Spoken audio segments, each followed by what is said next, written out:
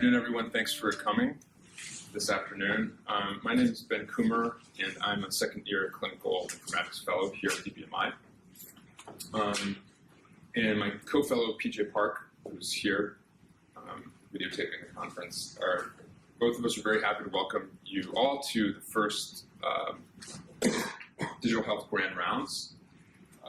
Very pleased to set this up and have you all here. And a lot of you are probably asking, why did you create this conference? And why are you having it? And the answer is sort of twofold. First, we wanted to kind of explore the intersections between clinical medicine and information technology. And we're training to be clinical informaticians, and clinical informatics is the subset of informatics that sort of looks at the application of information technology to, broadly speaking, healthcare delivery.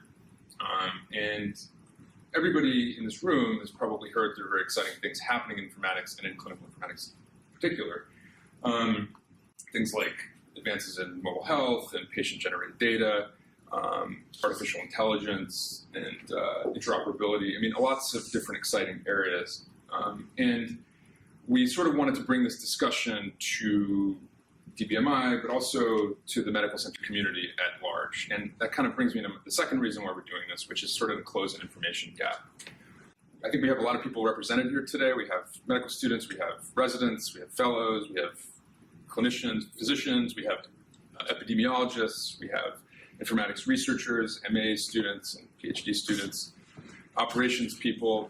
We have a broad sort of spectrum of people represented here, and that's really the spirit of what we're trying to do here, is to bring lots of people together around sort of an applied framework. So I do have to do my public service announcement, which is to sign in and put your names down and your social security numbers and things like that. I just want to thank everybody for coming today, and I'm really excited to introduce our speaker today, our very first speaker, Dr. Adler. He's an assistant professor in the Department of Biomedical Informatics, as well as the co-founder of and faculty advisor to the Health Tech Assembly. He is a PNS graduate, and his primary research areas are lots of things that are pretty amazing. Bayesian inference, prediction based on electronic health records, and electronic health data, spectroscopic metabolomics, and he has a lot of different research interests, both in the development of novel statistical machine learning methods and with a specific broad applicability across domains and the use of such methods towards solving biomedical problems. He's also interested in probabilistic phenotyping, statistical natural language processing, time series modeling, cohort selection, causal inference, and analysis of high-frequency monitoring data, which all sounds pretty complicated and definitely above my head. But without further ado, please welcome Dr. Brug. Thank you very much for that introduction. I'm going to talk to you today about artificial intelligence and evidence-based medicine, two topics that have a lot of discussion happening about them today. And I wanted to talk to you about, both what each of them are individually and how they might intersect now and in the future. So first, I'd like to talk to you about healthcare data and the perspective that we have about healthcare data from an informatics point of view. We have, obviously at the center of this are patients and clinicians. Clinicians observe things about their patients through interviews and through physical examination. Clinicians decide what to do based on that examination, order laboratory tests, collect vital signs, order diagnostic tests, write clinical notes about their observations, and eventually intervene. The interventions are the focus of a lot of what we study in medicine. We like to understand what works in medicine and why. All of these pieces of information get aggregated in the electronic health record, and we use the data from the electronic health record as sort of in a secondary use case. Obviously, the primary use case of the electronic health record is for documenting patient care, but we use that information to learn things about medicine that may be interesting or surprising. what we'd like to do is we'd like to take those insights that we learn from the electronic health record data and bring them back to the clinician at the point of care. So a little bit about myself. I studied computational neuroscience prior to studying medicine, and after studying medicine, I trained in computational methods, both in computer science departments as well as in the biomedical informatics department here. All of those things have led me to biomedical informatics, and I think that you'll see from the talk that insights that we've gleaned from neuroscience, as well as insights that we've gleaned from computer science and statistics, all impinge on what we'd like to do in biomedical informatics. Okay, so first I'll talk about what artificial intelligence is. There's a lot of talk about it, but I'll try to define, even though it's a difficult term to define, I'll attempt to define things that are most relevant to us about artificial intelligence. In particular, there are two types of artificial intelligence that are well known: symbolic artificial intelligence and statistical artificial intelligence. Symbolic artificial intelligence is artificial intelligence that reasons about very high-level concepts. And this type of artificial intelligence was very popular up until about the late 80s. You might have an ontology that represents fruits, and here you have a knowledge base about pomegranates and their structure, where they're from, and what they are. And so a system like this might be able to reason what the fruit is, given some properties about the fruit. And so this is a picture of a type of ontology. We actually use such ontologies to power things like INYP and Allscripts. But the Medical Entities Dictionary is something that our department created some time ago, and is an ontology that was meant to provide the kind of artificial intelligence that was studied up until the late 80s. The previous chair of our department, Ted Shortliff, developed a system called MySyn, and it also is of this kind of artificial intelligence. It was actually quite effective and is not in use, but it was quite effective in its day. We can discuss why it's not in use later.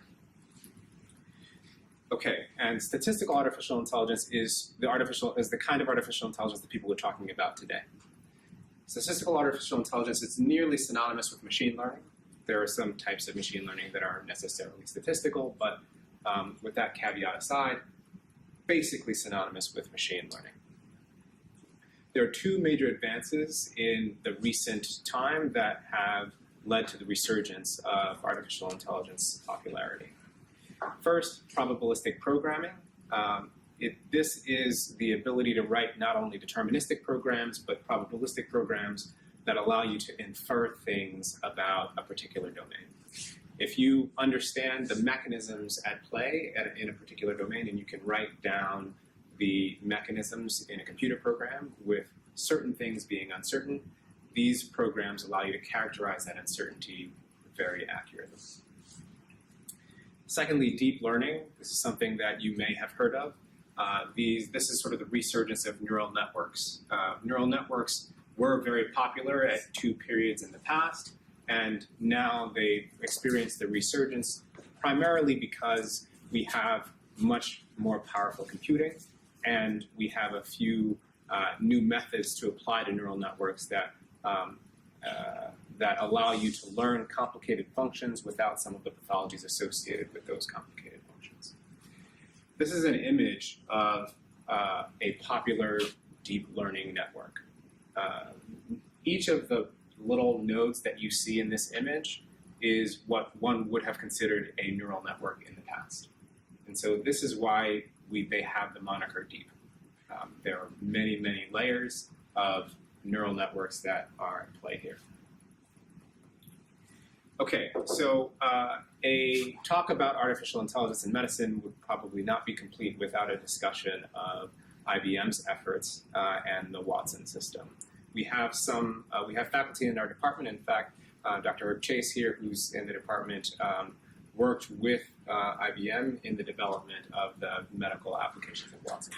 So I'd like to play a short video to to illustrate their work.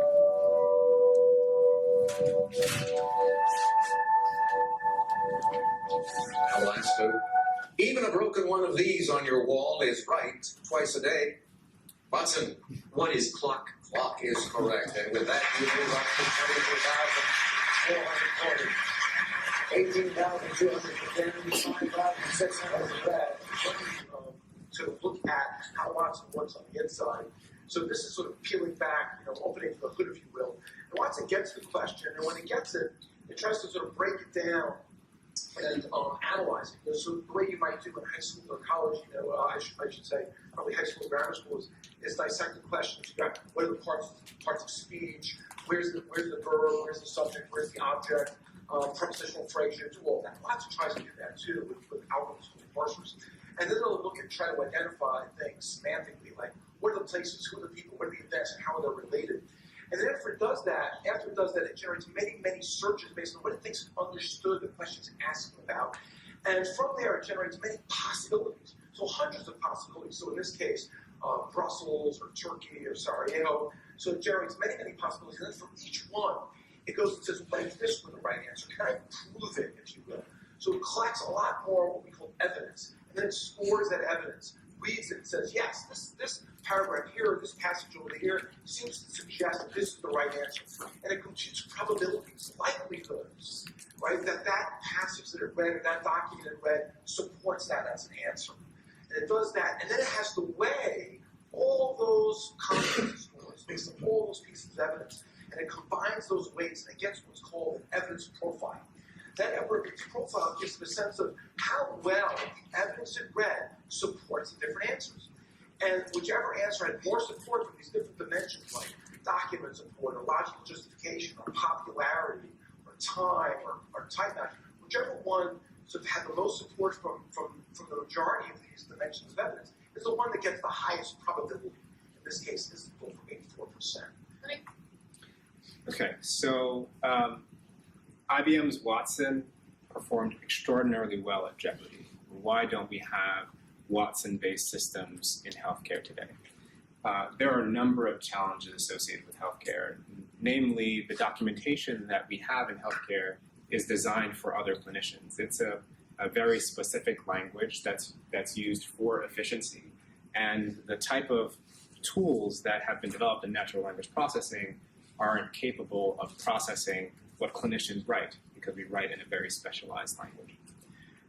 In addition, our electronic health record systems are clunky behind, both they're clunky in front and in back. And so if you look at how the data is stored, it's stored in a very complex way that is roughly, is difficult to find documentation for. And in order for a system like Watson to leverage the kind of data that is generated in healthcare, it has to have intimate understanding of how these systems work behind the scenes. And so I look forward to what will happen in the future, but those are some of the challenges. But Watson is a good example of a mixture of the symbolic kind of artificial intelligence that I described and the statistical kind. They have been working to integrate those two in order to develop question answering systems as well as clinical trial matching systems and other things. All right. So now that we've discussed artificial intelligence, I probably don't need to describe what evidence-based medicine is here, but I'd like to break down the definition so that we understand exactly what we're talking about evidence, when we say evidence, and how artificial intelligence might impinge on that. Okay, so our questions are what exactly we mean when we say evidence, whether AI can learn evidence from existing data, whether AI can create new evidence by collecting data, and whether AI can effectively apply evidence. So the Institute of Medicine defined evidence-based medicine as medicine that where the decisions that shape the health and healthcare of Americans by patients, providers, payers, and policymakers alike will be grounded on a reliable evidence base, will account appropriately for individual variation in patient needs, and will support the generation of new insights on clinical effectiveness. one of the interesting things about this definition is that it has sort of a learning healthcare system bent built in. The idea that evidence-based medicine should support the generation of new insights, it means that evidence-based medicine should both utilize evidence in the practice of medicine, but also facilitate the generation of new evidence. So given that evidence is on both sides, the logical question is, what is that evidence that one should be using in practice and one should generate as a result of practice?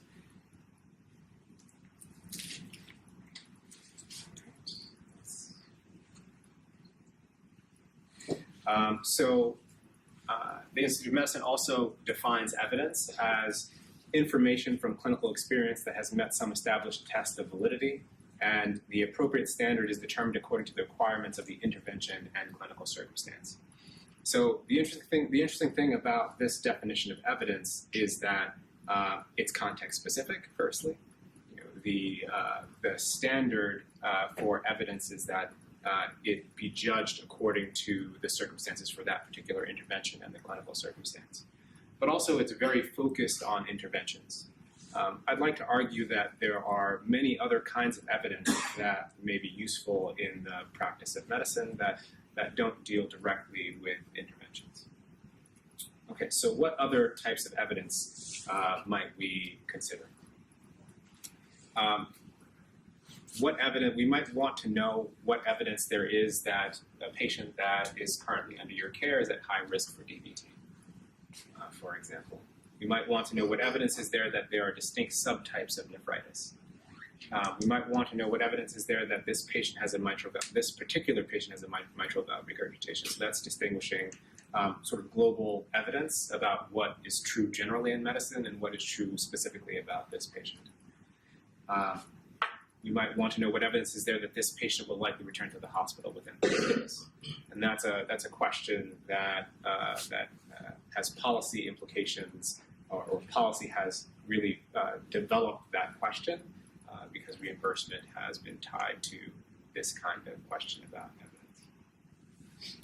So with that sort of slightly broadened definition of evidence in mind, let's talk about the intersection of artificial intelligence and medicine. And to talk about this, I'd like to define two terms. These are terms that I've defined for the purposes of this talk: operational AI and interventional AI, because I think that this kind of distinction is important for medicine. We have a lot of work in medicine that has been focusing on observational artificial intelligence.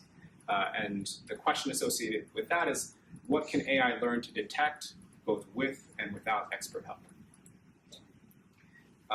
The question that's answered by interventional AI is, what can AI learn to do well essentially on its own? So first, let's talk about observational AI.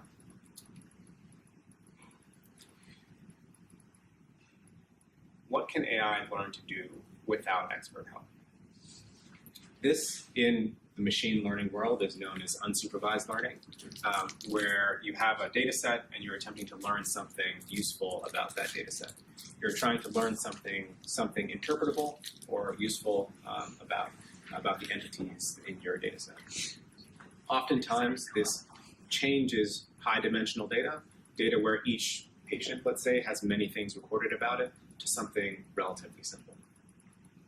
And so the kinds of questions that this kind of artificial intelligence is designed to answer are these: how many types of patients are there and what are their characteristics if you have a cohort? How many active conditions does this patient have and what are the characteristics of those conditions? How many different practice patterns are there for a given condition at a given institution? Are there genetically distinct groups in my population? And lastly, are there a small number of gene expression profiles that explain differences in a population of cells? All these questions are questions that can be answered from the data alone without expert labeling. So I'll give you some examples of what I'm calling observational artificial intelligence. The first is something that we've been working on in the department called the phenome model. This model takes both structured and unstructured data about patients, think laboratory tests, medication orders, clinical notes, as well as the diagnoses that are used for billing, and attempts to abstract from that what are the kinds of conditions that patients appear with and what are the properties of those conditions. Without any labeling whatsoever, the model identifies themes that frequently occur across patients, essentially things that correlate within patient and across patient. And so the model learns things such as a phenotype for diabetes, a phenotype for heart failure, and a phenotype for depression. In addition, this model will also learn how each individual is composed of each of those phenotypes. So I'll give you a specific example of a phenotype in the next slide. So this is a phenotype that was learned from the data at New York Presbyterian that captures the idea of lupus. All of the terms in purple are terms from the clinical notes that were extracted in association with this phenotype. All of the terms in black are medications that were ordered for these patients. All the terms in green are laboratory tests that were ordered, and all the terms in blue are the diagnosis codes that are often assigned. And so obviously these things don't happen in isolation for any given patient. We consider each patient a mixture of these entities, and the task here is to extract what exactly those entities are without any supervision. Now the clinicians in the audience will note that antimalarials are in the list of medications that are ordered, but there are antimalarials, the class of antimalarials are very effective in treating lupus as well. Okay. The second example is some work done by our colleagues at Mount Sinai called Deep Patient.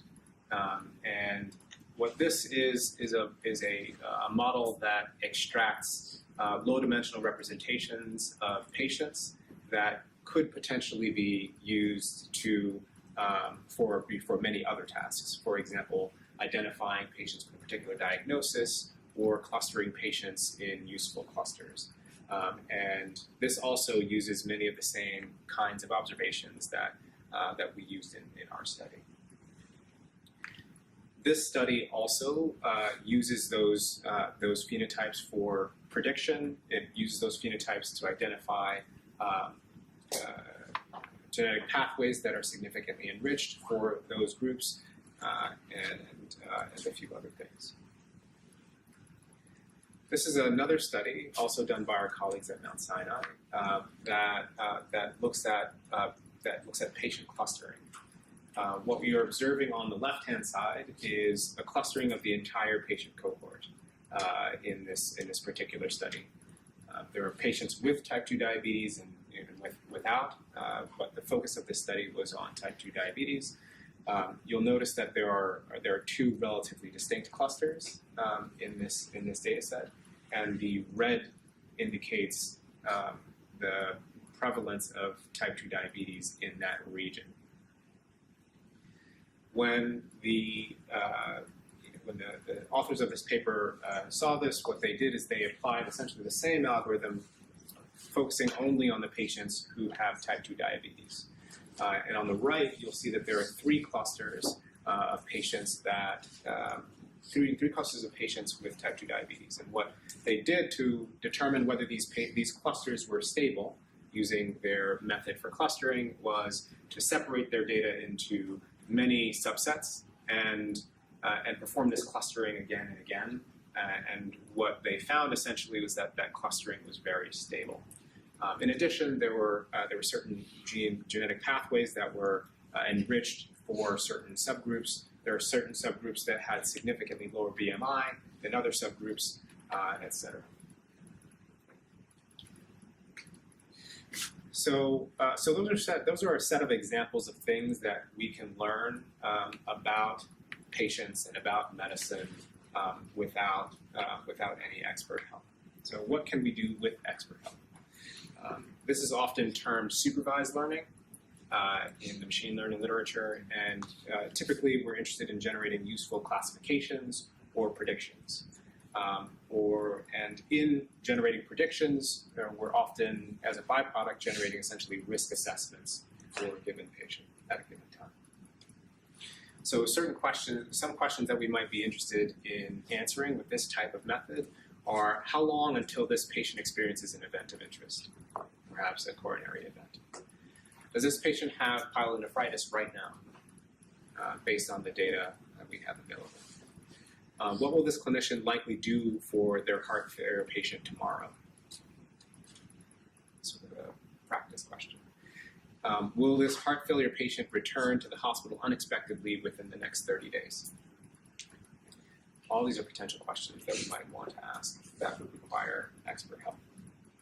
So the first example is work in our department on performing survival analysis with electronic health record data.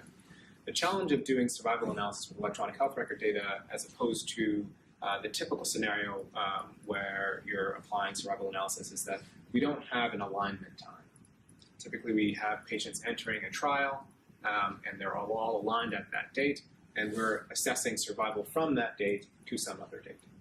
But patients that show up in our hospital, they're at various stages of their disease, and so estimating survival from some arbitrary state was the challenge.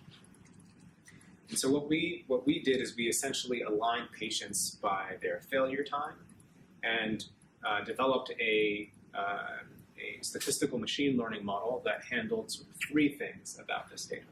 The first is the lack of natural alignment. The second is that many of the things that we would be interested in predicting a coronary heart event would be missing. And third, that many of the relationships of interest are non-monotonic. And so if we think about many of the things that we measure in clinical medicine, they have normal ranges, where essentially bad things happen at low values and bad things happen at high values. A lot of these models make a monotonic assumption where the relationship between that value and risk is one directional. As that value increases, risk increases, or as that value increases, the risk decreases. So those are the things that, and the deep learning models that are so popular today have the ability to model these non-monotonic relationships. Obviously, you lose something in exchange for that, but that's the situation. Okay, and so what we did in this study is we compared using the data here at New Presbyterian, the Framingham risk score for prediction of a coronary heart event, and our model, which we termed deep survival analysis. And what we found essentially is that we can improve significantly on assessing the risk over the Framingham risk score. Now, there are many other risk scores that exist, and so our next steps in this work is to compare to other existing risk scores. Can I ask a question? Sure. What does the K refer to here? Is it how many variables you're looking at? Or? So K refers to essentially the complexity of the model, where as we increase the complexity of the model, it's able to fit the training data better, but is less generalizable outside of the data that it was trained on. And so essentially one of the games in applying artificial intelligence or machine learning is to identify the right model complexity. Where if the model is not complex enough, you don't get good performance. If the model is too complex, you also don't get good performance, but because it has learned something idiosyncratic about your training data that doesn't generalize to patients it hasn't seen.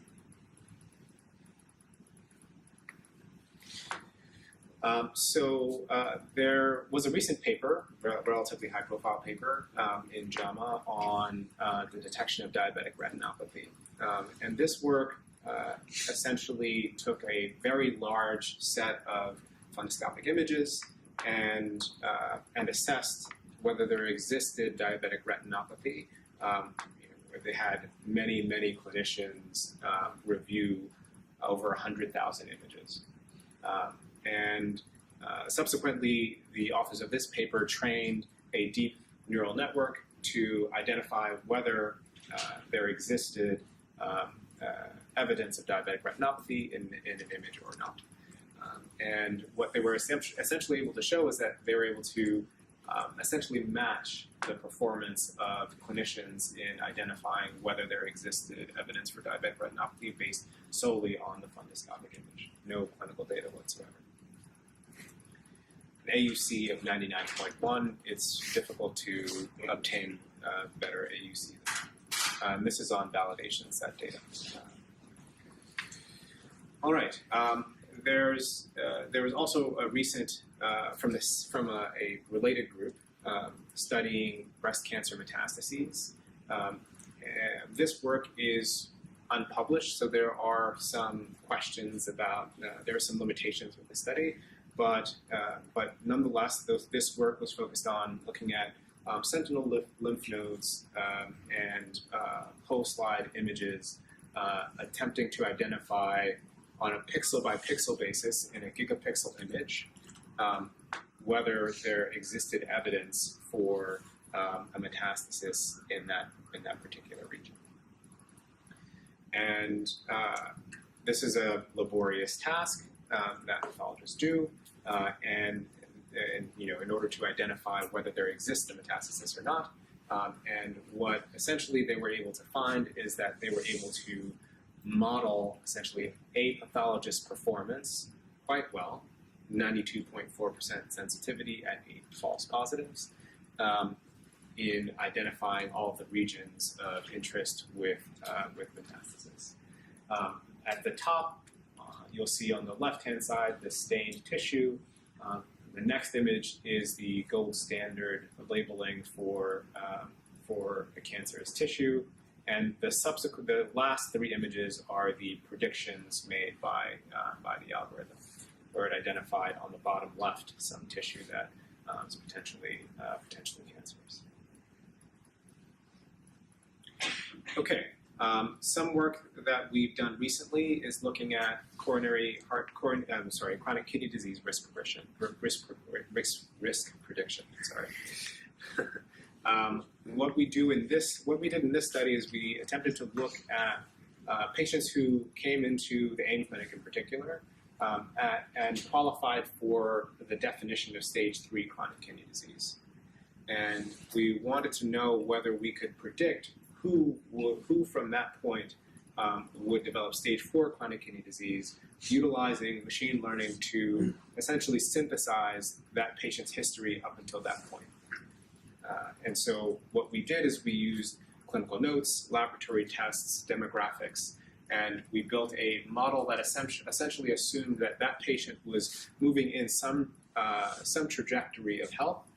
So if we assume, for example, in this case, in this sort of caricature, we have 2 dimensions where we might consider that patient's endocrine function on the y-axis and their cardiac function on the x-axis.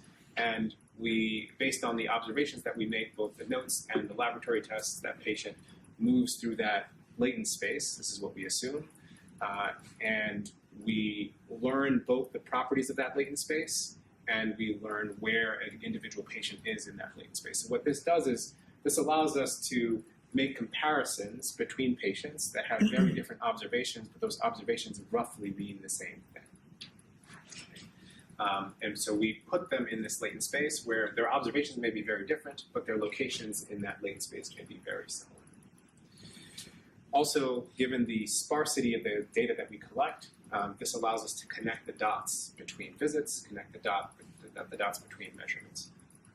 And what we do is we essentially take the patient's state at stage 3 CKD diagnosis. We take the parameters from this model that indicate where this patient is in this latent state, and we predict whether that patient will develop stage 4 chronic kidney disease sooner or later. Based on a measure of concordance, and as we compare to a standard model that is a traditional cost proportional hazards model, looking at the variables that you would expect to look at, EGFR, demographics, and age, we have significantly higher concordance. Concordance is roughly interpreted in the same way as AUC. Another example that I'd like to highlight is diagnosis detection. In particular, we're thinking about natural language processing here. This is essentially state-of-the-art statistical natural language processing that involves a hierarchical set of neural networks, a hierarchical set of recurrent neural networks in particular, that are able to both tell you whether there's evidence for a diagnosis in a particular note, as well as highlight the sentences and or terms that provide evidence for that diagnosis. And so this is work done by some of my colleagues in the department here. And so you'll see on the left-hand side, this is a note. For a patient with congestive heart failure, and the black bar on the left-hand side indicates which sentence has the most evidence to support that claim. And on the right-hand side, there's a patient with a traumatic pneumothorax, and that's the diagnosis of interest. It highlights both the terms and the sentences that provide evidence to support that diagnosis.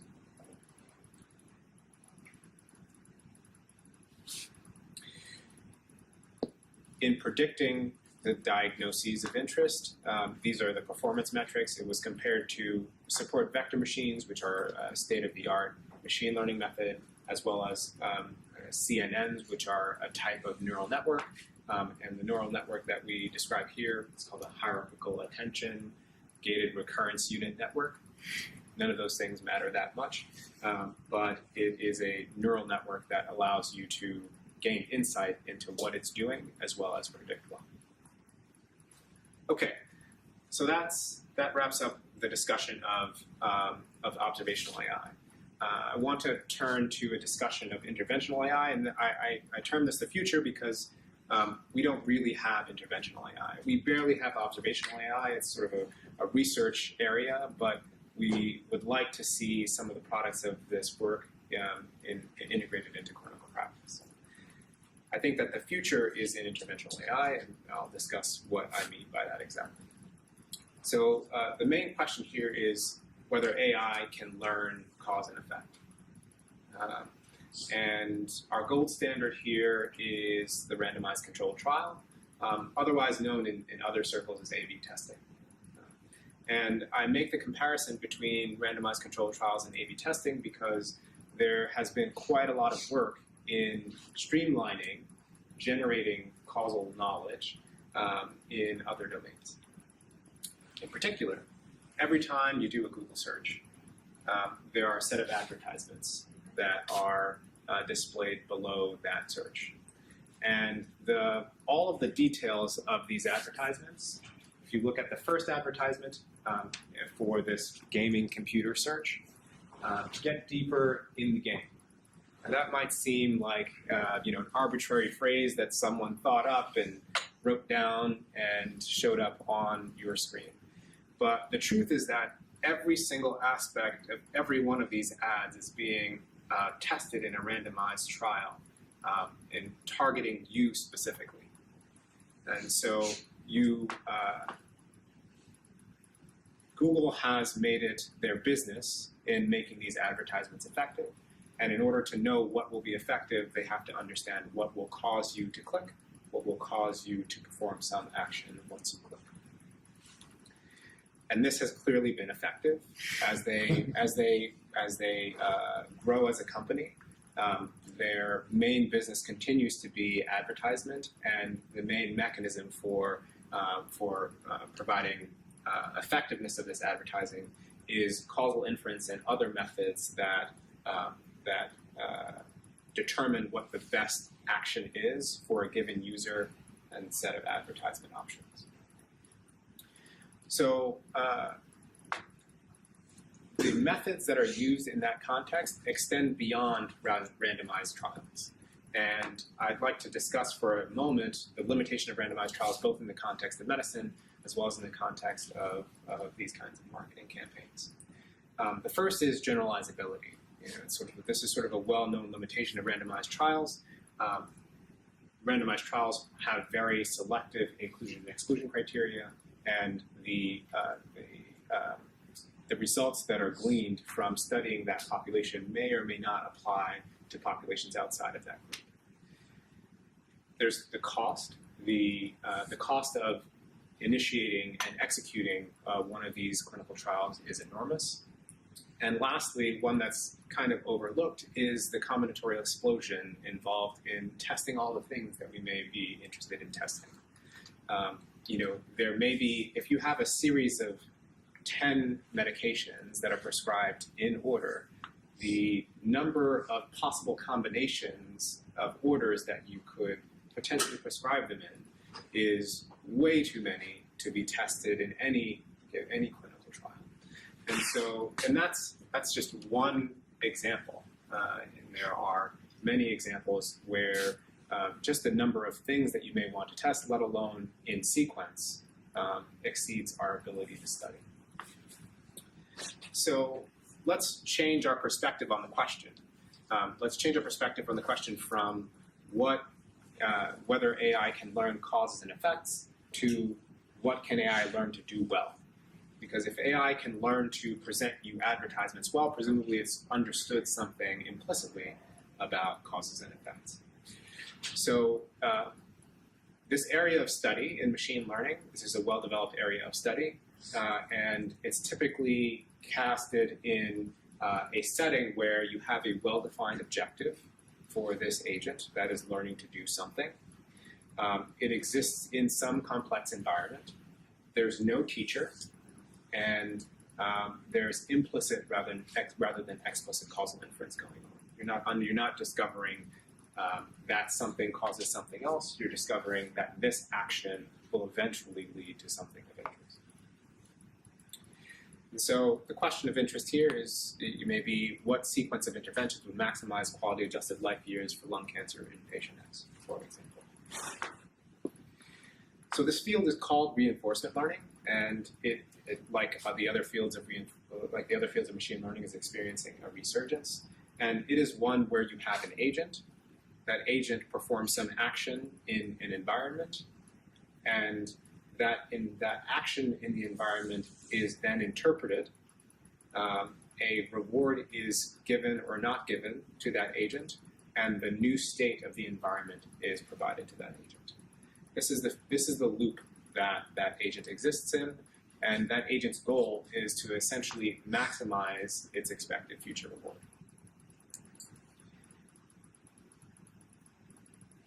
So I'd like to play another video that illustrates one effort to improve on the state of the art with regard to reinforcement learning. So this is a reinforcement learning algorithm that is learning to play the game of Pong. Those of you who have played the game of Pong know the joys.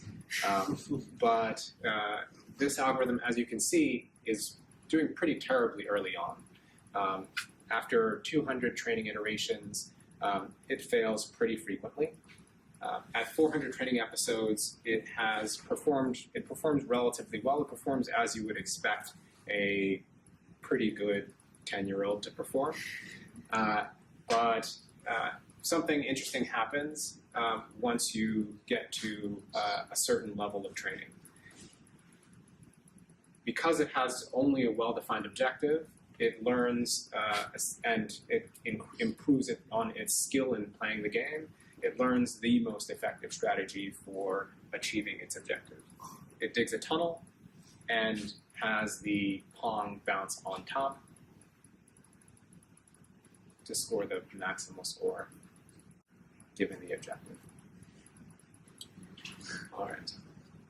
So this is an example. This is a good example of reinforcement learning, and I'd like to ask you to use your imagination to understand how it is that this kind of thing is applicable in medicine. This environment is a well-controlled environment, but still relatively complex. You have to understand something about how the Pong ball moves, what are the actions that you can take, and how the current state of the environment relates to the current state of the Pong ball. There are lots of things to take into consideration, even though it looks like a relatively simple game. And so I'd like to play one more video that illustrates to you the state of the art with respect to reinforcement learning and how it might impinge on healthcare.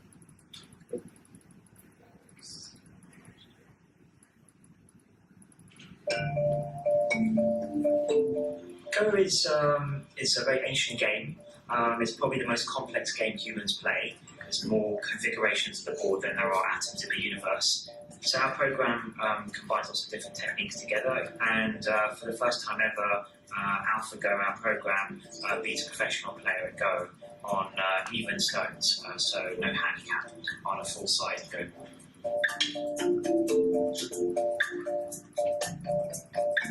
If you look at the board, there are hundreds of different places that this stone can be placed down, and hundreds of different ways that white can respond to each one of those moves, hundreds of ways that black can respond in turn to white's moves, and you get this enormous search tree with hundreds times hundreds times hundreds of possibilities. And in fact, the search space of Go is too enormous and too vast for brute force approaches to have any chance of succeeding. And as a result, AI researchers have to turn to more interesting approaches than brute force search, which are perhaps more human-like in the way that they deal with the position. It's a very intuitive game, so if you ask a great Go player how it is that they decide on a move, they'll often tell you it felt right. So these things are generally computers are not great at. Most games are fun and were designed because they're microcosms of some aspect of life, and they're maybe slightly constrained or simplified in some way, but that makes them the sort of perfect challenge for us as a stepping stone towards building general artificial intelligence. We're very excited about what the future holds, both in terms of Google applications. You can imagine within Google actually taking our interactions with our many users at Google to try and optimize how we interact with them. In addition, we'd like to consider tasks beyond that, perhaps moving into medicine one day where we'll be able to help patients personalize their treatment by actually using reinforcement learning to understand which sequences of treatments actually lead to the best outcomes for those individual patients based on their particular track record and history. All right. So, this is a very different kind of evidence. The evidence that reinforcement learning is effective is not the kind of evidence that we're accustomed to. It's the kind of evidence we're accustomed to is that a particular intervention is effective for a particular thing, for a particular kind of patient. The kind of evidence that we have from reinforcement learning is that there is a program that is effective at increasing reward as defined in some way. In this case, reward might be time until ventilation weaning, for example. And what I imagine is the future is that there are essentially higher level interventions that are managed by AI, but ultimately managed by clinicians.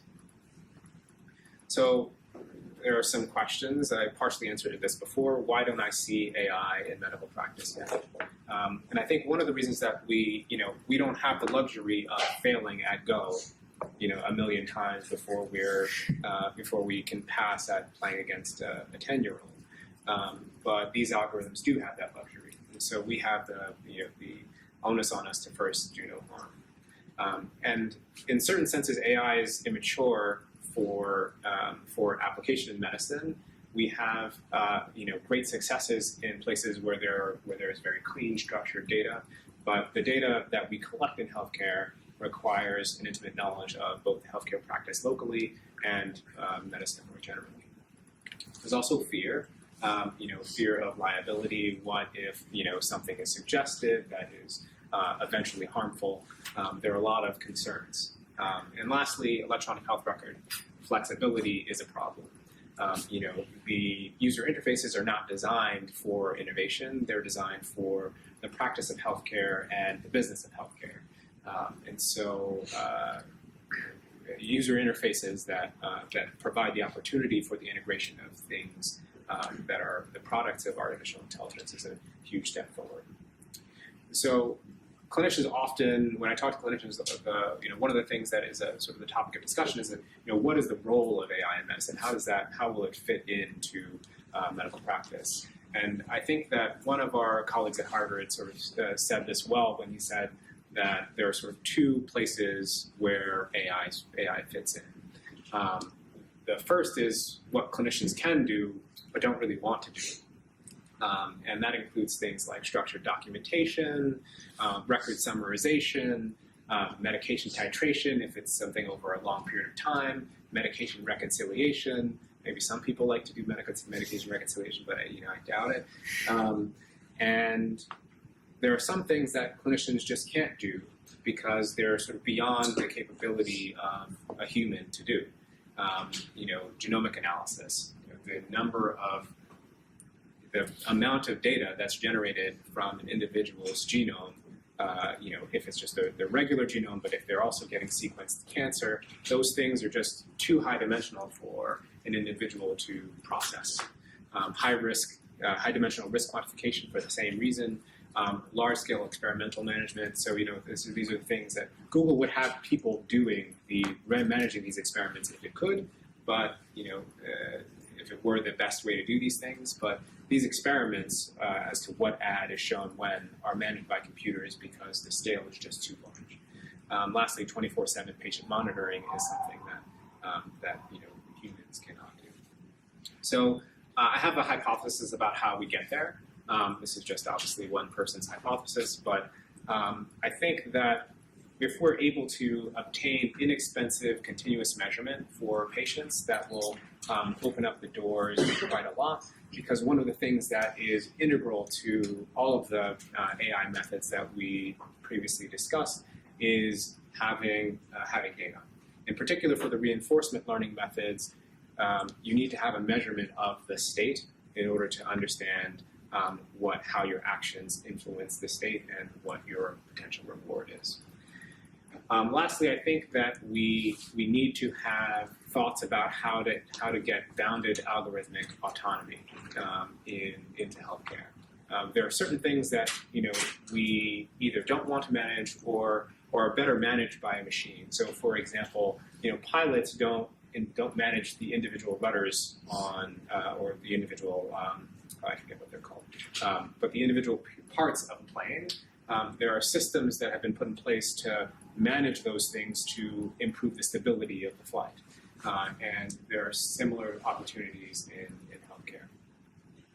So I'd like to close with some thoughts about the figure that I presented early on and how things might change in the future. So we still have all of the same parts of the healthcare system that exist today. I'd like to think that artificial intelligence will at some point provide intelligence to clinicians at the point of care. Obviously, that requires collaboration of clinicians, informaticists, computer scientists. We'll have relatively cheap continuous monitoring of patients that provide data to these algorithms on a continuous basis. Clinicians will provide interventions that are managed by artificial intelligence systems, and those systems will act directly on patients. I think that this is the picture that I imagine to exist in some time, but I do not believe that artificial intelligence systems will replace clinicians. I think that's an absurd kind of thought, but is one that is often discussed. So, thank you, and if you have any questions, I'd be glad to.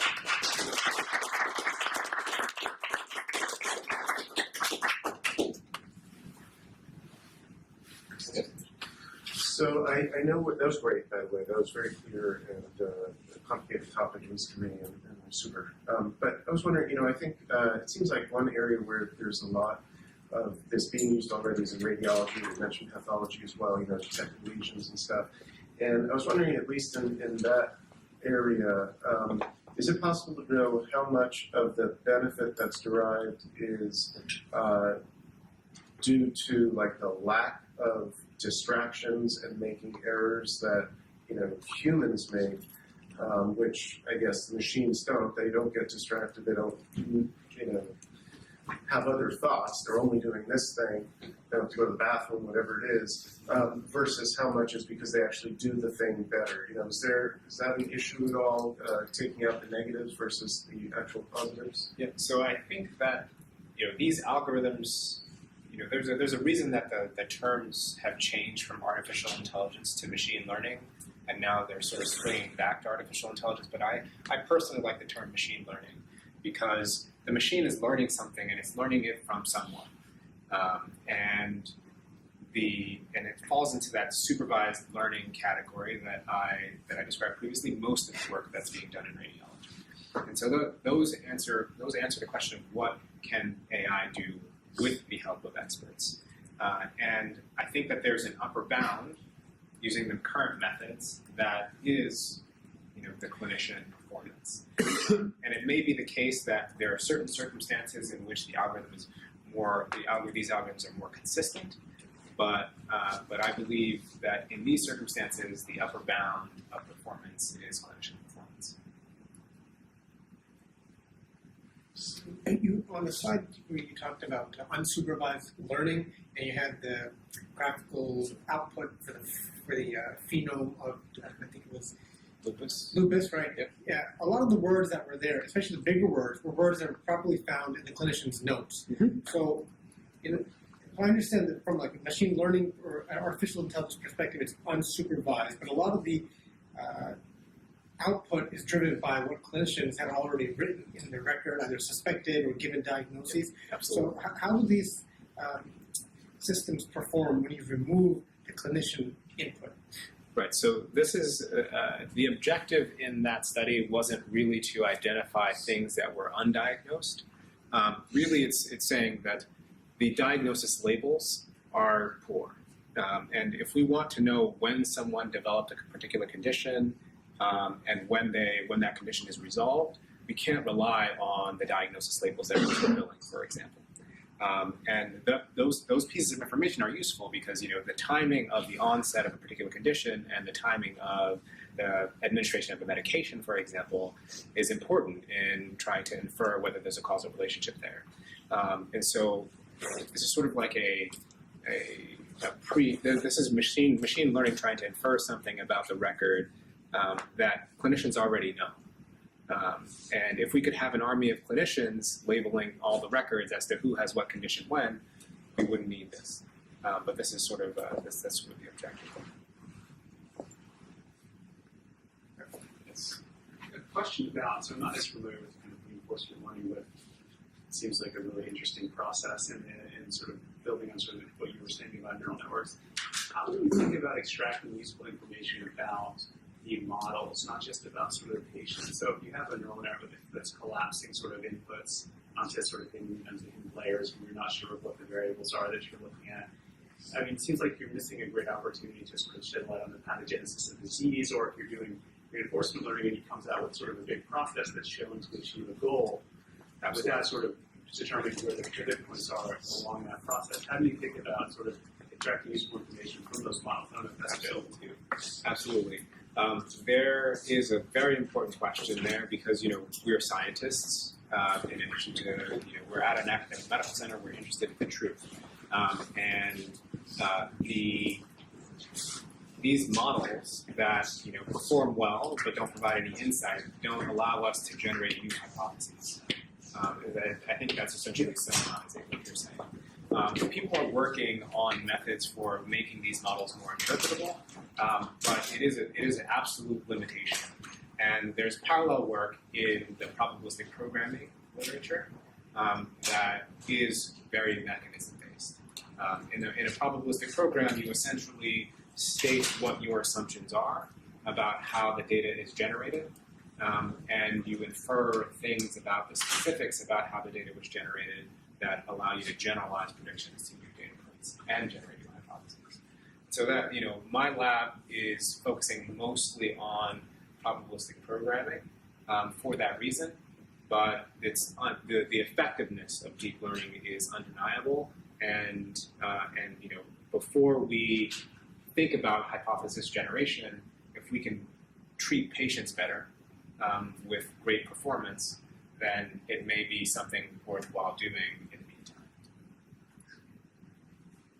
Yes. So just thinking about sort of current clinical practice, right? When you're saying the future is interventional AI, but I guess I'm a little bit unclear on how we define AI. So when I think of EKGs, right, the software there, I'm assuming that that doesn't count under AI sort of deep learning. Is that just a set of rules that's followed, or?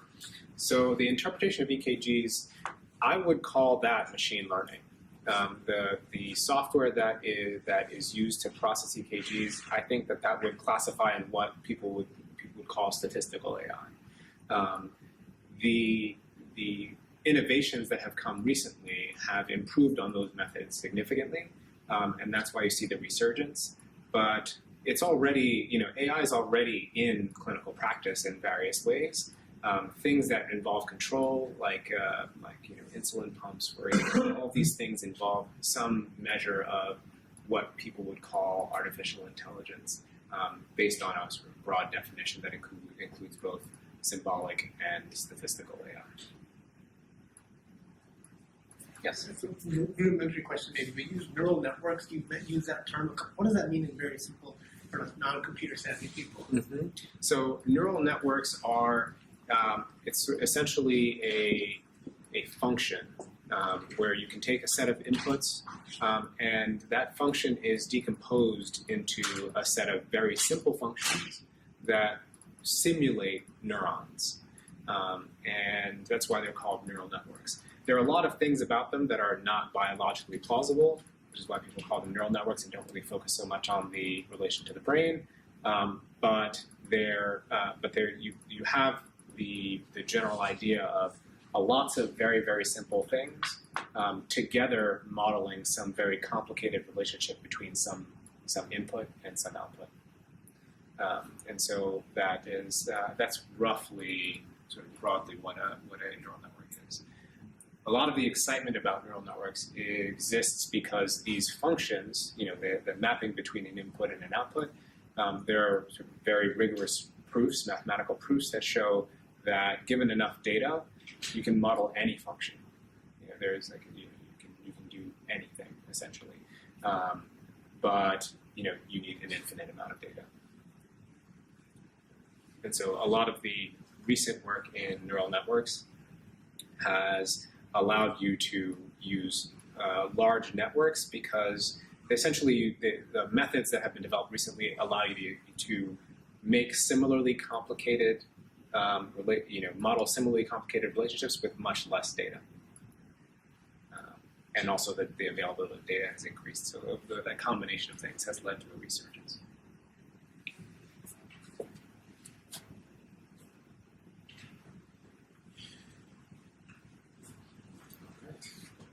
All right. Well, we're over time. Thank you very much for coming.